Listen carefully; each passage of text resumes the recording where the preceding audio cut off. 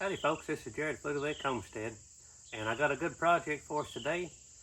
Today we are going to be restoring one of my old cast iron kettles, and I've got 3 of these.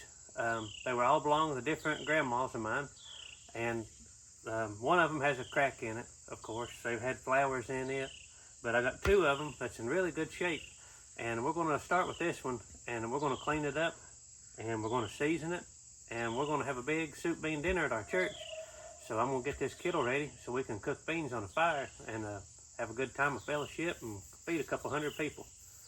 So we're going to take a wire brush and clean all this up inside and out, and then we're going to season it with oil and get it ready to roll. It's in good shape. I just got some, they've painted it, looks like over the years. It's probably sat on, I know one of my grandmas had this sitting on her porch for 20 years probably. And we're going to get all this off, season it. And the inside just got a lot of surface rust, so we're going to take that wire wheel, we're going to clean this baby up and get us a fire under it and get her hot and season it with oil. This one's still got the handle on it, and I'd like to find me a stand for these, that way I could not have to hang it off a tripod. So if you know of anybody that can make one or has one, shoot me a comment or a message. Alright, these big pots here, you know, this day and time, there ain't many times you'll need a 30-gallon pot. But back in the old days, you know, they done everything with these. Cooked in them, canned in them, laundry, made soap. When they killed hogs, these are really good for rendering down lard and stuff. So if you had a family of 10 kids, you know, a 30-gallon pot, you probably used it every day. So I'm looking forward to getting this one all cleaned up so we can use it around the place. Okay, what we're going to be using here is I've got a big heavy, this is a really old Black & Decker Wildcat grinder here. And I've got a wire wheel on it. So we're going to use this to get all this loose stuff off of it and get all this old rust and painting. And this should do a good job of getting down in the pores of this. And of course, when you're using something like this, get you some safety glasses. And I'm going to be wearing these leather gloves, because you get them little pieces of metal in you and it's going to be a bad day. So I'm going to get started. We're going to get the outside first, then we'll flip it over and clean the inside, and then we'll probably wash this thing 2 or 3 times.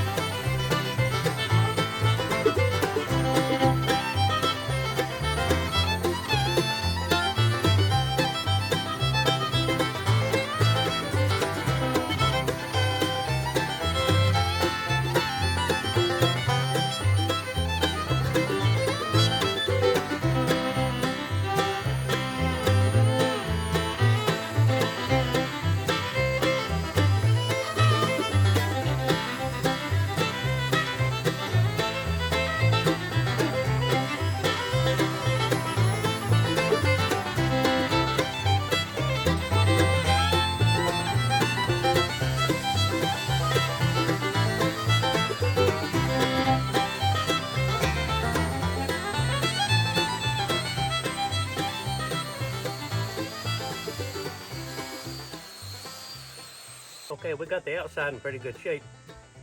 We're going to go over the inside now, and hopefully there's some pretty deep pits in it. I'm hoping there's no little pinholes or anything in here, and we'll get her all cleaned up, and then we'll wash it out, make sure we ain't got no leaks in it. So we'll start on the inside now. This is going to be the harder part, to get my grinder in.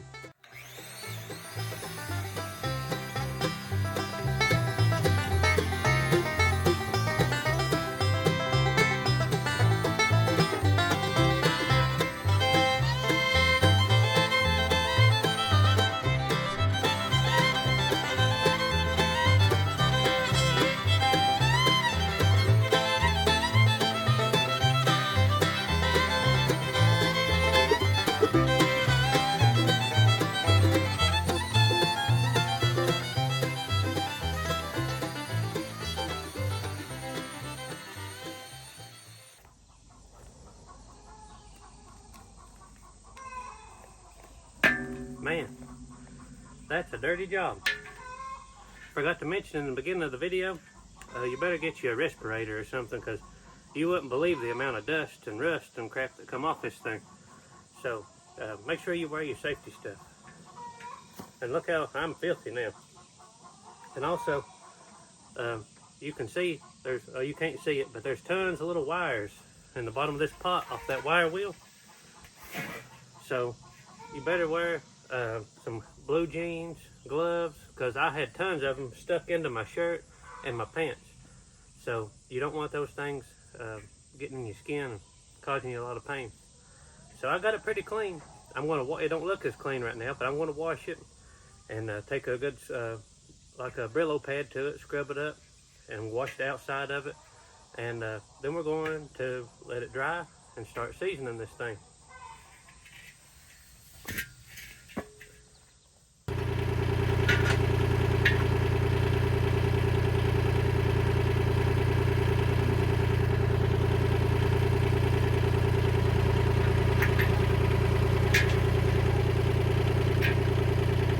Okay, we got our kettle up here now with the tractor, and we're going to use this chain on the forklift here to hold the kettle up so I can wash it, and then it's easier. I can just dump it out. I can put it over here to the ditch, dump it, move it around. It's a lot easier when I got it up here in the air.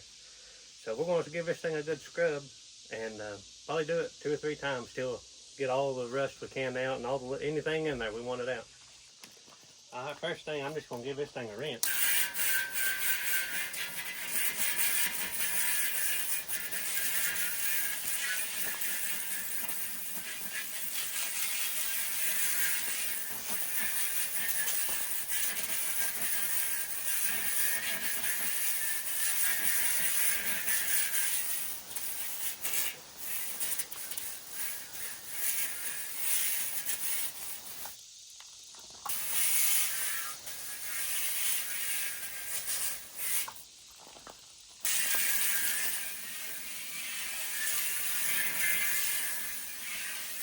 Okay, now I know this is a voodoo when it comes to cast iron, but I'm going to take this little scrub brush and some soap, and I'm going to just scrub the life out of this thing. So I got just a little bit of water in there, and this brush, I got this at a dollar store for $1, and you can squeeze soap out of it from the top. So.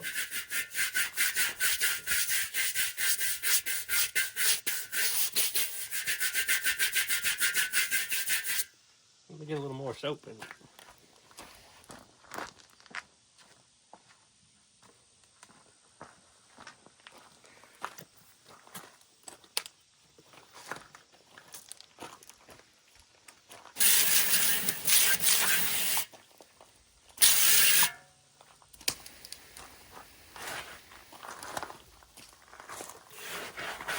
But if you don't want to use soap in it, do your kettle however you want to.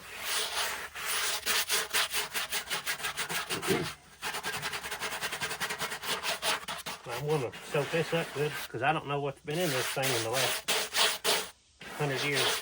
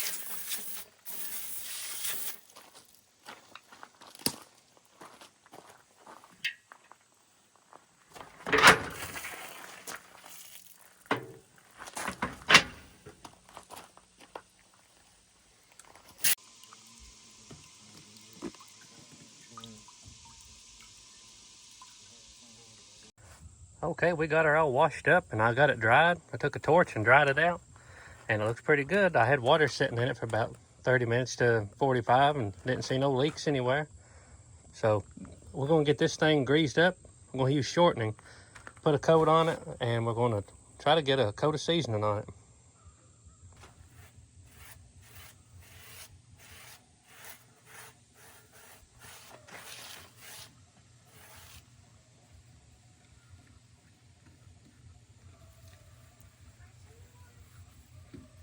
This thing's still a little warm where I dried it, but that's good. That'll help get that seasoning down in there, make it melt a little. And you don't want it big, you don't want it runny. So I'm gonna start at the top here. And that way it can work its way down. And then I'm gonna heat this thing up and let it smoke off just like you would a cast iron skillet or something.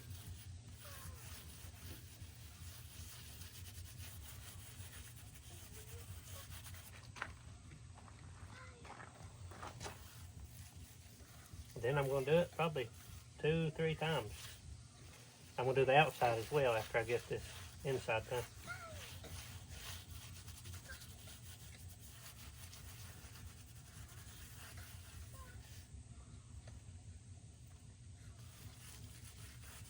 You can use about any kind of oil for this. Lard, canola oil, vegetable oil, shortening.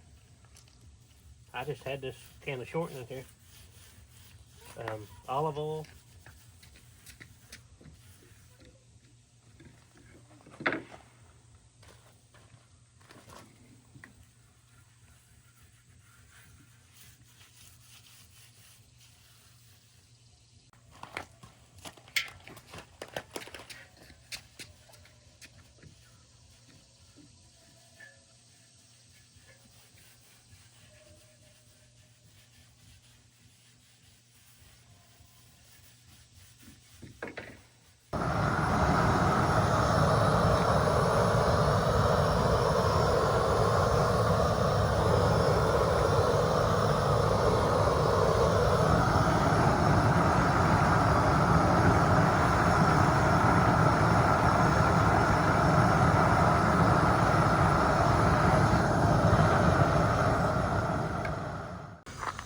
All right, I don't know if you can see this, but the kettle is starting to smoke now. So I'm got it up to a pretty good temperature. So I'm gonna let it smoke off. And then we'll put another coat of seasoning on. And I know this probably ain't the best way to do it. I should have like a turkey fire burner, but both of mine, one of them, I don't know, both of them's broke. So this is the only thing I got right now without building a wood fire. So I'm just gonna use this torch right here. So it might be a little more inconvenient on me, but it's what I got right now. But you see the smoke rolling off. And I've been taking this torch and coming up on the sides. That way I try to get the top. It's easy to get the bottom of the pot hot, but the sides will be not as hot as the bottom. So I've been coming up on the sides of it as well.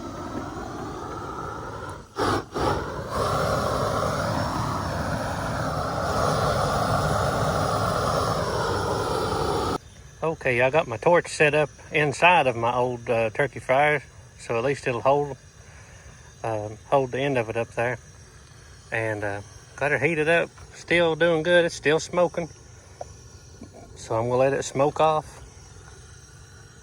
Then we're gonna do another coat, let it smoke off.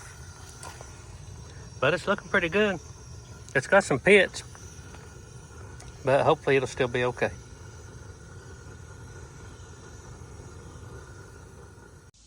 Okay, here is our finished kettle. And you see it's got a pretty good shine to it. Got a lot of pits, but I think it's gonna be okay. Turned out pretty good. The outside isn't perfect. I've still got that propane burner just finished. I moved it over here onto these blocks, and it just got done finished with the other coat of seasoning. The outside isn't perfect looking, but some of that stuff I had a hard time getting off. But all in all, it looks a whole lot better than it did. So maybe I can clean the outside up a little more later on.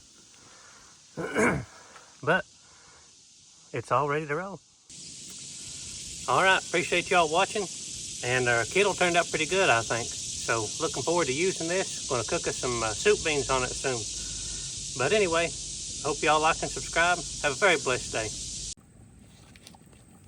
Daddy, it's so hot, it's burning my hairs.